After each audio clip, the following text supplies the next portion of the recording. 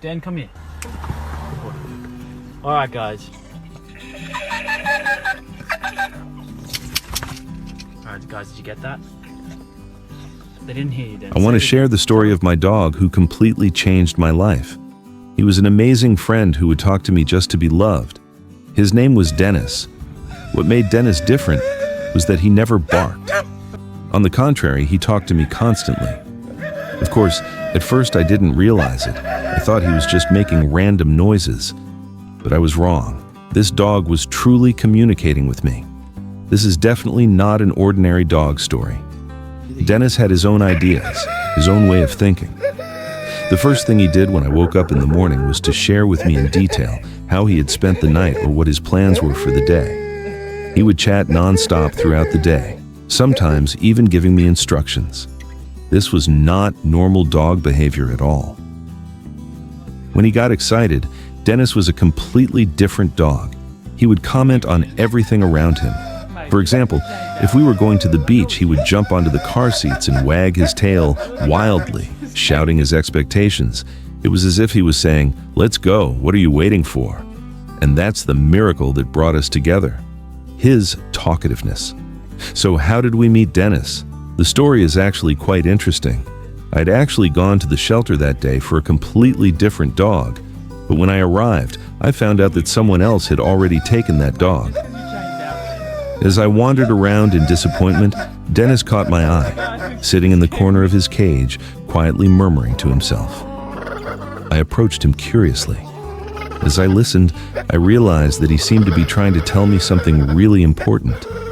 Of course, I couldn't understand what he was saying yet, but a strong voice inside me told me that he was definitely expecting something from me. This feeling was very clear. I immediately ran to the attendant. "I want that dog." But the answer was no. "I'm sorry, he's already reserved." I didn't want to give up. Unfortunately, he would have to stay there for another 2 weeks until he was adopted. "Can I take him with me temporarily during that time?" I asked hopefully. The staff member warned me seriously. "Be careful, you'll get very attached to him. It could hurt you." "It's okay, it's not for me," I said firmly. "I'm doing this for his sake. I can't stand the thought of him waiting in that cage for 2 more weeks. They finally agreed. And those 2 weeks truly changed everything forever for both of us. I realized that Dennis was really trying to talk at home. At first, the sounds he made sounded strange, like a seal. Then I slowly realized that he was sharing his thoughts, feelings, and even his deepest emotions with me. Over time, we became an inseparable duo, a real team.